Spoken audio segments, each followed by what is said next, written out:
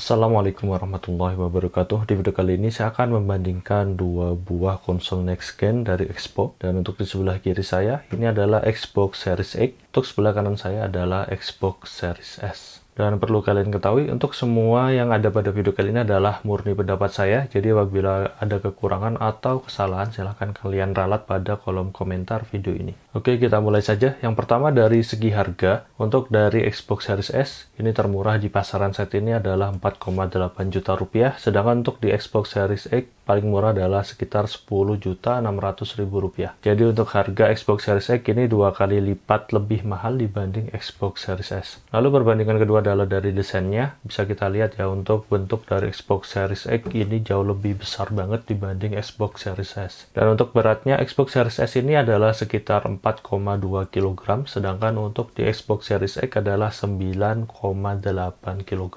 Lalu dari segi kontrolernya, untuk kedua next gen konsol dari Xbox ini sama saja ya, ini tidak ada perbedaan sama sekali. Cuma dari segi warna di Xbox Series S ini cenderung lebih ke putih, sedangkan yang Series X adalah lebih ke hitam. Dan untuk kedua controller ini bisa kalian pakai bergantian pada kedua next gen konsol dari Xbox ini.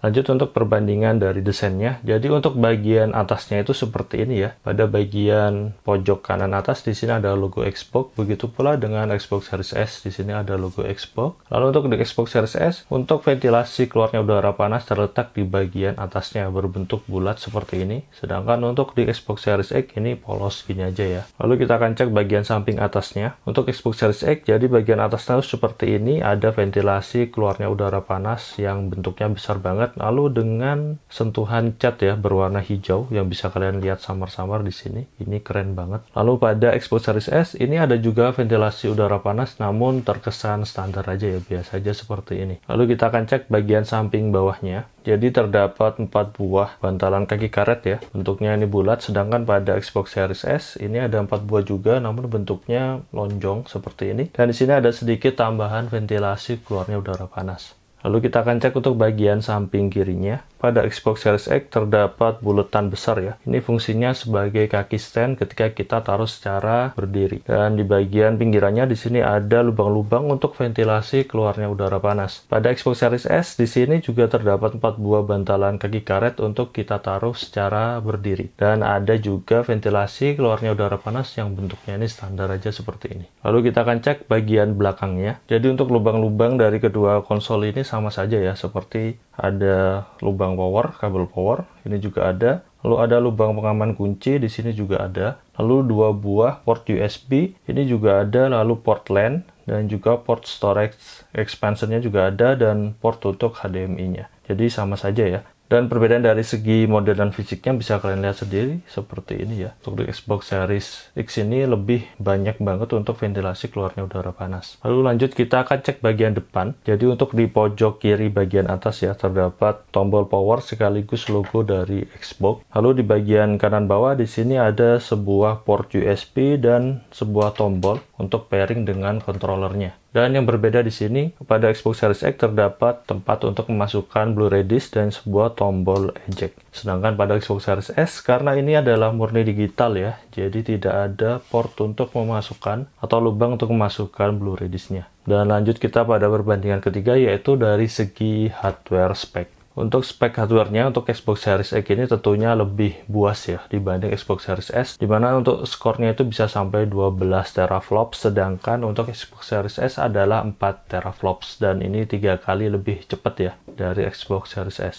Lalu dari segi video resolusi untuk Xbox Series X ini murni di 4K, sedangkan untuk di Xbox Series S adalah murni di 2K. Namun kedua konsol ini diklaim Xbox bisa upscale hingga 8K. Dan tentunya untuk di Xbox Series S kita perlu membeli kabel HDMI yang ultra high speed ya, karena bawaan dari HDMI Xbox Series S ini masih high speed biasa saja. Untuk kecepatan frame per second-nya dari Xbox juga diklaim sama, yaitu hingga support 120 fps. Untuk kapasitas storage internalnya ya, untuk Xbox Series X ini adalah 1 TB, sedangkan pada Xbox Series S adalah 512 GB. Jadi untuk fitur-fitur dari kedua next gen konsol ini sama saja ya, tidak ada perbedaan sama sekali. Seperti dari Quick Resume, lalu fitur-fitur seperti Dolby dan juga 4K HDR, itu juga sama semua ya, tidak ada perbedaan sama sekali. Namun yang bisa kita garis bawahi di sini bahwa untuk di Xbox Series X ini support untuk memakai Blu-ray disc fisik ya, atau game fisik. Sedangkan untuk di Xbox Series S murni digital saja. Dan selanjutnya saya akan melakukan perbandingan kecepatan booting ya dari kedua next gen konsol ini dan juga fitur Quick Resume-nya.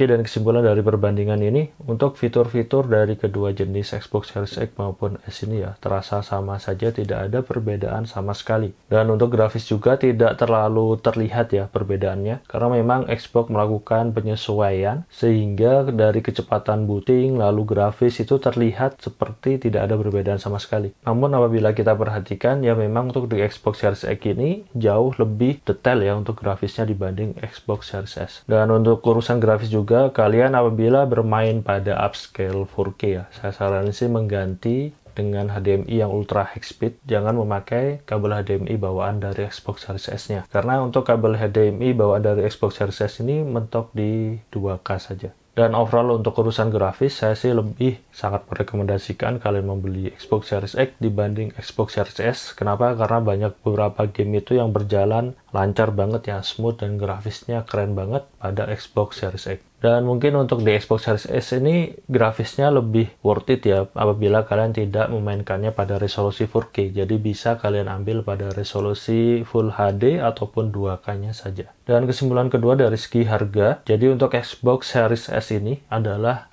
next gen konsol yang harganya termurah ya. Kalian bisa menikmati experience dari next gen konsol dengan harga sekitar di bawah 5 juta. Dan untuk harga dari Xbox Series X memang tergolong masih mahal ya, sekitar 10 hingga 11 juta rupiah. Namun saya rasa worth it karena memang dari spesifikasi hardware-nya ini juga lebih tinggi ya dibanding dari PS5. Jadi untuk next gen konsol dengan spek hardware tertinggi saat ini adalah Xbox Series X. Dan untuk fitur-fitur seperti Quick Resume juga hampir sama ya kecepatannya, tidak terlalu signifikan perbedaannya karena memang dari Xbox itu menyesuaikan sekali pada Xbox Series S dari segi resolusinya, lalu kecepatannya, lalu gamenya juga, sehingga kecepatan booting dan Quick Resume-nya ini hampir sama walaupun dengan hardware yang berbeda. Untuk kalian yang benar-benar ingin merasakan experience dari next gen konsol, saya saranin sih membeli dari Xbox Series X. Apabila dana kalian terbatas, saya saranin banget mengambil Xbox Series S karena dengan harga yang murah kita sudah bisa merasakan experience dan game-game terbaru dari next gen konsol.